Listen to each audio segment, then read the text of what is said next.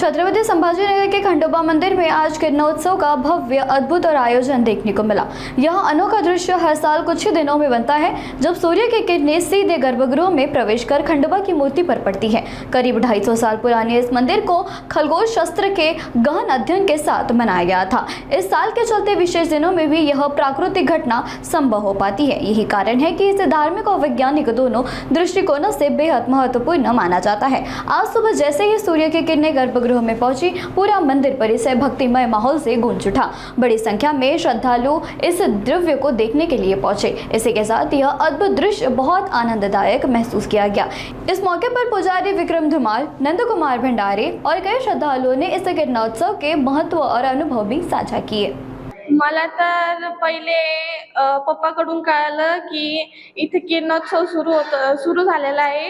गेल्या 3 दिवसांपासून किरणोत्सव सुरू आहे। तर मला खूप एक्साइटमेंट होती की कधी हे बघेल आणि काल रात्रीच आमच्या सगळ्यांचं ठरलं। आम्ही सगळे फॅमिली सोबत इथं आलेलो आहे आणि हे किरणोत्सव बघून मला खूप छान वाटलं आणि एकदम असं छान वाटलं। सकाळी आल्यापासून आम्ही बघतोय हे जसं जसं सूर्य उगवतोय तसं इथं यांनी एक होल करून ठेवलंय। तिथून सूर्याचं किरण येत आहे आणि खंडोबाच्या कळसापासून ते खाली चरणापर्यंत ते त्याचं सूर्याभिषेक केल्यासारखं होतं। आज छत्रपती संभाजीनगर येथील कुलदैवत खंडराया यांचा आज सूर्योदयाने सूर्याभिषेक केला, सूर्यकिरणाचा अभिषेक केलेला आहे। त्यामुळे इथे सर्व भाविक या दर्शनासाठी आले आणि भाविकांना आज निश्चितच या खंडरायाची काहीतरी प्रचिती येणार आणि खंडराया त्यांना प्रसन्न होणार असं मी स्वतः व माझ्या फॅमिलीसह मी या खंडरायाच्या दर्शनासाठी आलो आणि आम्हाला खूप आनंद वाटला इथे। जसं जसं सूर्य वर येतोय आणि तसं जसं या खंडरायाच्या मंदिरामध्ये किरणोत्सवाचा अभिषेक सूर्योदय करत असतो तसं त्या खंडरायाला या खंडरायाच्या मूर्तीला सूर्याभिषेक करण्यात आलेला आहे। आज फार आनंद झाला आम्हाला किरणोत्सव बघून। हा फार दुर्मिळ योग आहे।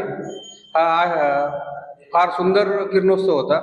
मूर्ती मंदिरामध्ये कळसापासून तर मूर्तीच्या पायापर्यंत हा सूर्यकिरण जसा जसा सूर्य उगवतो तस तसा सूर्यकिरण मूर्तीपर्यंत पोहोचतो। हा आनंद सगळ्यांनी घ्यावा हीच ईश्वरचरणी प्रार्थना करतो।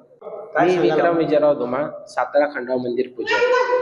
आपला किरणोत्सव हा पिढ्यानपिढ्यापासून चालत आलेला आहे। आपला हा किरणोत्सव असा आहे की देवाच्या डाव्या हाताकडून हा उजव्या हाताकडे जात असतात। मूळ 3 दिवस हा किरणोत्सव हा देवाच्या मूर्तीवर थेट आपल्या कळसापासून तर देवाच्या पायापर्यंत हा 3 दिवस हा किरणोत्सव स्टार्टिंग असतो।